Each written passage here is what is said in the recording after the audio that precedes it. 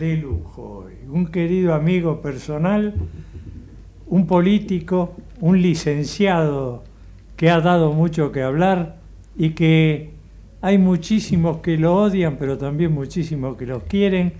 Y me refiero al compañero Guillermo Moreno, que está con nosotros. Guillermo, Diego Carbone te saluda, Horacio Freque y Julio Ricardo, que estamos aquí para conversar un rato contigo.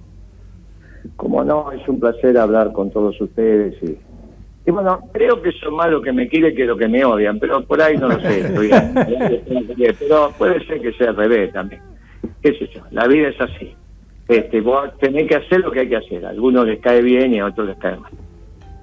¿Pensás participar en las pasos dentro del partido justicialista, de este rejuntado que soy el partido justicialista? Bueno, vos no me parece que no te referís al partido justicialista, sino al frente de todos. Al frente de todos, sí. Pero como hacen las reuniones, en el justicialismo...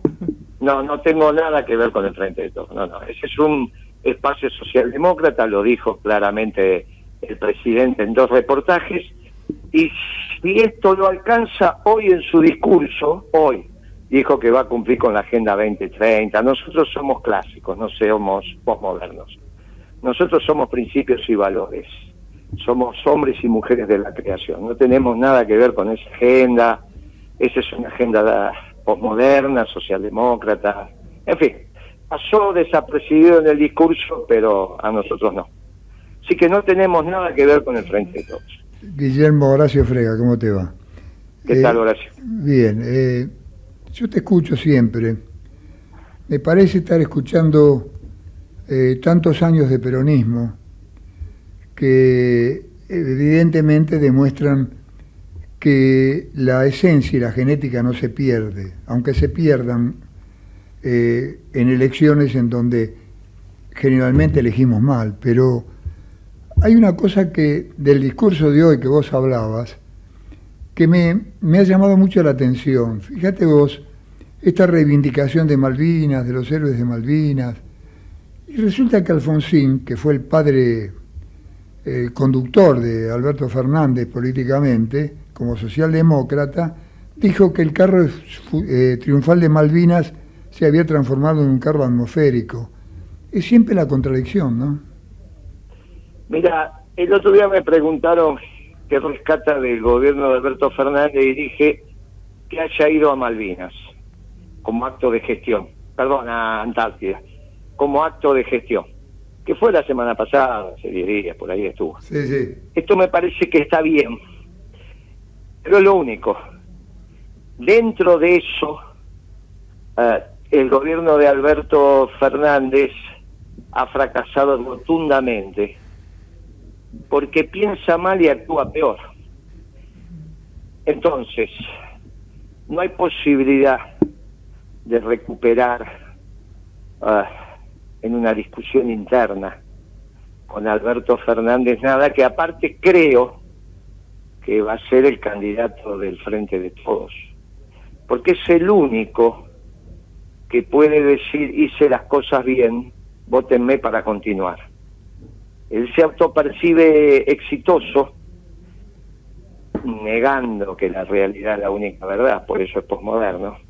Entonces este subjetivismo de cómo te autopercibís, y él dice, bueno, me autopercibo exitoso, pero no hay ningún otro dirigente del Frente de Todo que pueda decir que esto es un éxito.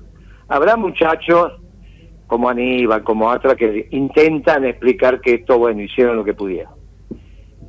Ahora, plantarse en una campaña y decir vótenme para seguir haciendo lo que estoy haciendo, solo Alberto Fernández.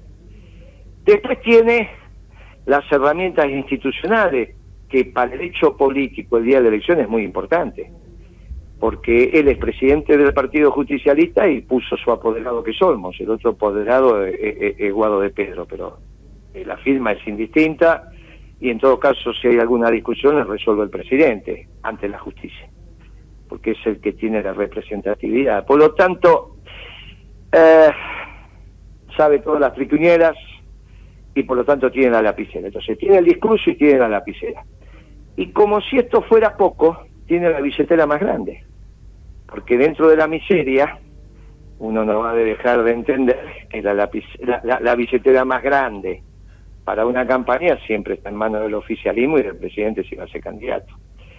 Con lo cual tiene la billetera, la lapicera y el discurso. No hay otro candidato en el Frente de Todos. Y a nosotros los peronistas nos viene bien que él sea candidato del Frente de Todos, porque es la única posibilidad que tenemos, si hacemos bien las cosas, y Cristina se aviene a acompañar a un espacio peronista, sin poner condiciones, aceptando el candidato que elijamos, entre todos, y bla, bla, bla, y sobre todo la propuesta programática, de entrar en un balotaje. Si Cristina va por la suya, con Unidad Ciudadana y todas esas tonterías que estuvo haciendo últimamente, garantiza el triunfo de Macri en primera vuelta. Cuando Macri vea, los peronistas no vamos a ir con Cristina, cuando vea que Cristina se rancho aparte del Frente de Todos y los peronistas para esa minoría intensa del progresismo, bueno, Macri va a sacar a su gerente de la cancha, va a ir él, ya sacó el 41, va a volver a sacar el 41 y va a ganar por más de 10 diferencias y no hay balotaje. Entonces esto es lo que está en juego, es muy simple, ¿no? Llega un momento en que la cosa se simplifica mucho. Moreno, esto es lo que va a terminar pasando. Y vos, en tu espacio político que has armado, que es bastante contundente, ¿hacia dónde vas? O sea, ¿cuál es tu posibilidad electoralista? Nosotros, sí, está claro. Sí, nosotros vamos a ser candidatos del peronismo, clarito y contundente. Ahora, no voy a hacer ningún impedimento para la unidad del peronismo. El peronismo va a tener un candidato, que es Moreno. Ahora, si aparecen otros, encantado de la vida nos vamos a poner de acuerdo. Vos me decís Urtubey, o vos me decís Schiaretti, vos me decís Rodríguez Sá. Scioli ha dicho que él solamente va a ser candidato si Alberto no es candidato. Pero bueno, supongamos que la política del peronismo diga, bueno, no, yo me sumo al peronismo, diga Scioli. Bueno, perfectamente, nos vamos a poner de acuerdo, porque el peronismo necesita un candidato. Ahora, necesita un candidato. Si ninguno de los muchachos sale a la cancha, yo voy a salir a la cancha. Una muy buena respuesta, ¿no? Porque es la famosa idea de Perón de que todos tenemos esa mochila de mariscal, ¿no? Pero cuando... Es que, ¿sabes qué pasa? En esta elección no puede faltar el peronismo en concepción, en cuanto a concepción doctrinaria. La primera vez que tenemos un mundo favorable para nuestras ideas, por primera vez en 77 años, el mundo necesita peronismo. Porque la globalización se terminó, y lo que está discutiendo el mundo es qué tipo de nacionalismo va a imperar, el nacionalismo de categorías xenófobas europeas, o el nacionalismo de categorías americanas, que es el peronismo, de brazos abiertos. Nacionalismo de inclusión. Nosotros tenemos la celeste blanca dibujada en la piel, pero no forjamos nuestra identidad destruyendo al pueblo hermano, al contrario, lo acogemos. Entonces, ese nacionalismo de este pueblo mestizo extraordinario que son los pueblos americanos, bueno, tiene que ser un ejemplo para el mundo y no puede faltar en esta elección. Lamentablemente, cuando el mundo viene a favor, en la Argentina está dominada en el mundo de las ideas por la socialdemocracia y por el neoliberalismo. Bueno, los dos abrevan en la misma escuela económica, que es la escuela austríaca, que son los que hicieron la globalización, el consenso de Washington. El consenso de Washington lo hizo Felipe González, ergo Alfonsín, ergo Alberto Fernández, y lo hizo la Thatcher y lo hizo Bush padre, ergo Macri. Pero son lo mismo. Dicen que se pelean porque son lo mismo. Por eso, cuando termina la cunza del ministro de Economía y asume Guzmán, no hubo cambios. Bien, no hubo cambio, la política económica sigue siendo la misma. En el fondo son lo mismo, son la globalización. Contra eso nos levantamos los nacionalistas. Y los nacionalistas tienen también estas dos vertientes, es obvio. Bueno, nosotros somos la vertiente de los nacionalistas buenos, entre comillas. Los que levantamos puentes y no muros. Bueno, eso es el peronismo. No puede faltar en esta contienda electoral. Estas cosas son las que vamos a decir en la campaña. Después no tendremos aparatos, no tendremos las plata, bueno, pero vamos a tener el discurso. La llama va a quedar prendida. Buenas tardes, disculpe que lo interrumpa, pero me gustaría saber qué propuesta práctica, ¿no? Porque propuestas debe tener muchas y de hecho las está planteando, pero ¿qué propuesta se puede poner en práctica para salir de esta situación caótica que estamos viviendo todos o generar la mayoría de los argentinos, porque está mal generalizar, ¿no? La mayoría de los argentinos. Mire, para nosotros eso es muy sencillo, porque somos los únicos exitosos en este siglo. En este siglo, en el siglo XXI. ¿Fracasaron los progresistas? Sí, ahora. ¿Fracasaron los radicales? Sí, en el gobierno de Cambiemos. ¿Fracasaron los neoliberales? Sí, en el gobierno de Cambiemos. Los únicos que no fracasamos, hicimos una década ganada, fuimos los peronistas. Por lo tanto, para nosotros es simplemente decir, mire, vamos a repetir, adecuado a los tiempos, lo que ya hicimos. Finalmente, ¿qué está haciendo el mundo? Lo que nosotros hicimos, que fue cuidar el mercado interno. Cuando a mí me tocó defender el trabajo de los argentinos, me decían que era el pasado. Está bien, esta mercadería entra, esta no entra, che, querés importar, también exportar, dejate de bromar. Bueno, no, eso es el pasado, eso es todo viejo, Moreno se quedó en el 45. Después resulta que vino Trump, hizo lo mismo que nosotros. Con lo cual resulta que no éramos el pasado, éramos el futuro. Y se terminó la globalización. Entonces, la respuesta es muy sencilla. Vamos a hacer adecuado 10 años después lo que ya hicimos y que permitió al país que creciera y tuviera una correcta distribución del ingreso. Es obvio que para eso necesitas gastar menos de lo que recaudás y que para eso le tenés que vender al mundo mucho más de lo que le compras. Ya lo hicimos, lo vamos a volver a hacer. Obviamente que hay que administrar el comercio, naturalmente. Hay que mejorar muchísimo la distribución del ingreso y hay que ver qué hacemos con las empresas donde el Estado tiene participación, porque Perón enseñó que los intereses permanentes de la patria los defiende el movimiento obrero organizado. Yo no estoy muy convencido, más bien todo lo contrario, de que el 51% de las acciones lo tengan los cuadros políticos. Yo creo que lo tiene que tener el confederal de la CGT. Si Cristina, en vez de poner a Galucho y a Kicillof, hubiese puesto el 51% de las acciones en la CGT como propiedad, no hubiésemos metido de tener un anglófilo como Aranguren al frente de YPF. Pero bueno, estas cosas son las que nosotros tenemos que discutir en profundidad. Yo se lo dije a Cristina, ¿por qué la voy a poner en manos de los cuadros políticos? ¿De dónde salió esto de qué? Pongámoslo en manos del movimiento obrero organizado. No, porque esto, porque aquello, bueno, ya el movimiento obrero organizado va a aprender, como aprendió a manejar muchas cosas, la empresa más importante de la Argentina. No los trabajadores petroleros, estoy hablando del confederal de la CGT, todos. Y ahí usted va a volver a tener el combustible barato, porque si el combustible está caro, perdemos empleo. A veces los cuadros políticos esto no lo entienden, o hacen lobby, tienen interés. Imagínense que Galucho es la única persona en el mundo que fue empleado de una petrolera y a los 2 años era propietario de una petrolera. Nunca vi una carrera tan extraordinaria en tan poco tiempo. Por eso lo dicen el mago Galucho. Pasó de ser empleado a propietario en 2 años, de una petrolera, no de un kiosco. Nunca se vio en el mundo eso, nunca. Miré si cada uno que fue presidente de Shell terminaba sacándole la propiedad de Shell a la corona británica y a la corona holandesa. Sería fantástico, ¿no? Nunca pasó. Bueno, acá pasó. Este muchacho pasó de empleado a propietario. Bueno, si lo hubiésemos puesto en manos de los trabajadores organizados en su máxima instancia, que es la Confederación General del Trabajo, eso no hubiese pasado. Bueno, magnífico discurso político del señor Moreno, un gusto poder saludarlo. No quiero invadir el terreno de mis compañeros. Le quiero hacer una pregunta de tono deportivo. ¿Usted es hincha de algún equipo de fútbol? Yo soy de la academia, Sí, la academia de Avellaneda, digamos, ya de Racing. sabía. Ah, muy bien. Ya lo sabía. Hincha de Racing. Le voy a preguntar algo referido al universo que conozco. ¿Qué opinión tiene sobre el intento de privatizar en todo el mundo? En todo el mundo se han privatizado los clubes de fútbol.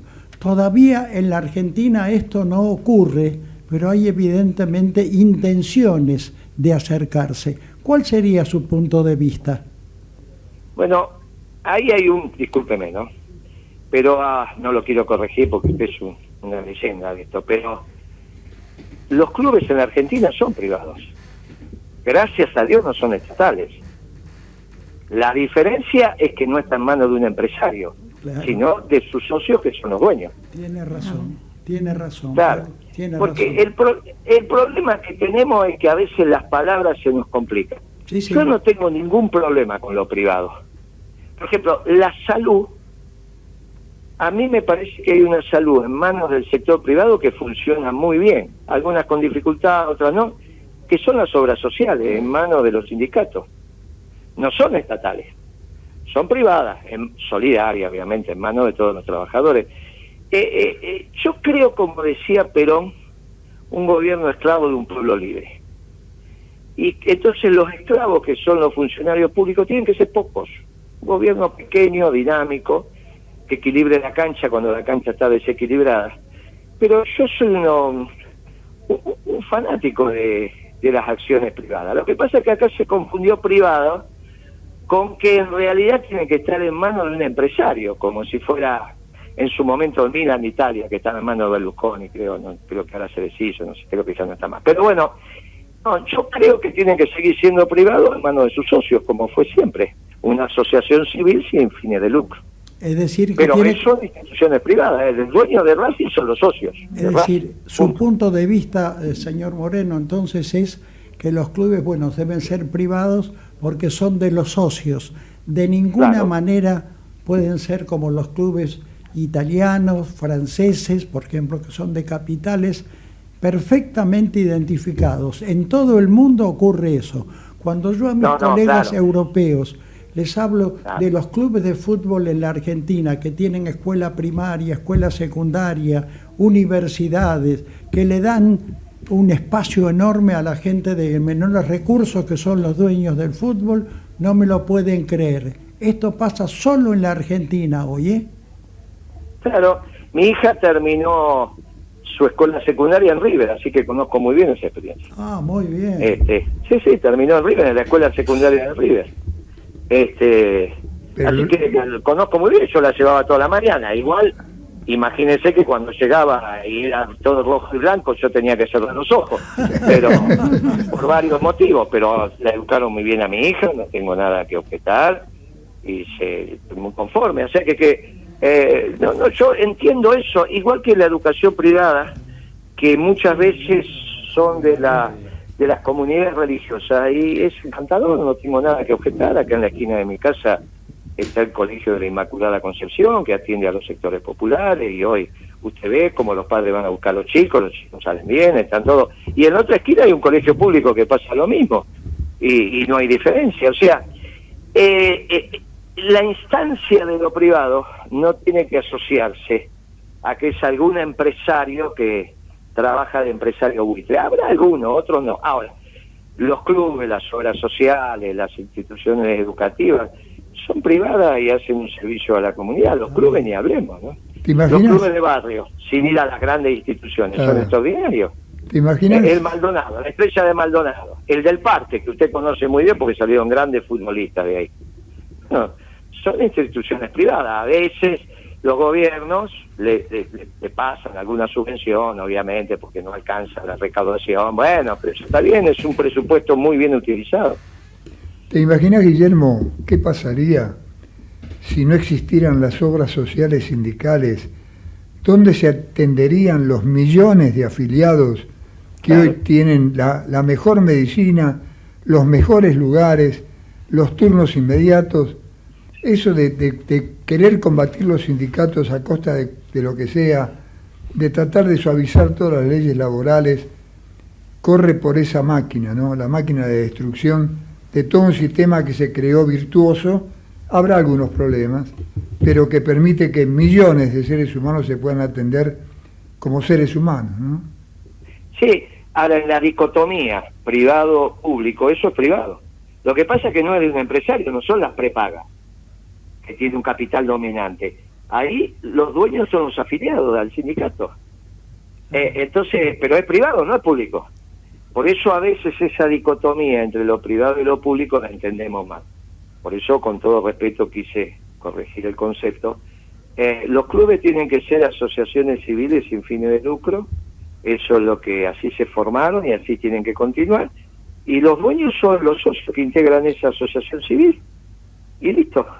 No hay ningún inconveniente. Ahora, el problema es que no es que los quieren privatizar, el problema es que quieren transformarlos en sociedades de lucro, y dentro de las sociedades de lucro que las acciones estén en manos de un capital controlante. Qué sé yo, el Manchester que está en manos no sé de qué jeque, el otro que no sé qué en manos de quién está, y así, bueno, eso ya es otra cosa.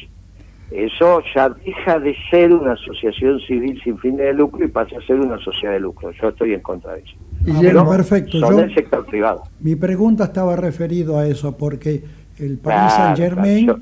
es de fulano de tal, que es un grupo árabe, y otro grupo inglés. El Flamengo de Brasil también de un grupo de un propietario. Estoy de acuerdo con esto, entonces, que los socios sigan siendo los dueños de los clubes. Comparto su criterio. Lo que pasa es que por un defecto profesional, yo soy economista, y por eso pedí perdón por corregir, debemos utilizar bien los conceptos. Entonces, son privados, pero sin fines de lucro. Guillermo, Y así son en la Argentina, y así los hizo grande Perón también. Nosotros, el peronismo fue un gran defensor de las escuelas deportivas y de los clubes, sí. te pregunto, Guillermo, ¿con quién no negociarías ni acompañarías por más que estuviera dentro de la estructura peronista en estas elecciones? ¿Con quién no podrías negociar? No, si vienen a la estructura peronista, con todo gusto. Vienen a la causa, yo no puedo decir que no. Lo que voy a pedir que reconozcan los errores, y yo no tengo ningún problema que Cristina se siente en la mesa, pero la mesa tiene que ser redonda, porque nadie le pidió que eligiera a Alberto Fernández y Manu Militari, no era necesario. El peronismo no funciona así, eso no es la soledad del poder. Tiene un error, así no gobernó, porque yo estuve ahí, La soledad del poder tiene que ver con que ante decisiones contradictorias que a veces pasan en una mesa, un funcionario dice una cosa, otro dice otra, el presidente tiene que resolver, pero después de escuchar las ponencias. No que sin escuchar nada y pensar lo que te sabes todo, tomas decisiones. Eso no es la soledad del poder, Eso es una tontería, así no se conduce. ¿Cómo vas a conducir un país pensando que el presidente sabe de todo? El presidente casualmente no sabe de nada, porque para eso tiene los ministros. O vamos a creer que el presidente es el mejor abogado, es el mejor economista, el mejor médico, el mejor cuadro en defensa. No, para eso tenés el experto en seguridad, el experto en economía, que son tus colaboradores, con rango de secretario o de ministro. Y el presidente tiene que tener una virtud, saber tomar decisiones. No saber un tema en específico. Y saber tomar decisiones y no equivocarte es un don que te da Dios, y no lo aprendes en ningún lado. ¿Cómo llegás a presidente? Porque el método de selección es muy cruel, que es el método de selección de la política. ¿Por qué es cruel? Porque tenés que garantizar que el que llega no se equivoca en las decisiones. Tiene 2, 3 caminos alternativos y elige siempre y no se equivoca. Es como cuando vos le das un avión a un piloto de casa, ¿viste? Un piloto dice, y tiene que tener algo de suerte. Si el tipo tiene mala suerte en su vida, por más que sea un as, no le des el avión. Porque tiene que ser, bueno, y es el método de selección. Bueno, lo mismo pasa acá. Por eso el método de selección en la política es tan difícil. Y cuando Cristina evitó ese método de selección, nos encontramos con Alberto, que todo el mundo sabía que no le daba el Piné para ser presidente. Yo lo dije el día que lo eligió, pero los compañeros que lo conocían lo sabían, y Cristina lo tenía que saber. Y bueno, Guillermo, ¿y qué hacemos con los precios justos que no damos pie con bola? No, Y habría que poner el plan de Asquio y especulación de Perón y Miranda. Escúchame, con todo lo que estuvimos hablando, esos son temas, lamentablemente lastima al pueblo, pero es todo el gobierno el que lastima al pueblo. Uno de sus componentes es precio justo, eso no tiene ninguna posibilidad de que camine, eso es una tontería total. O vos te acordás, o vos administrás todos los precios, o no administrás ninguno.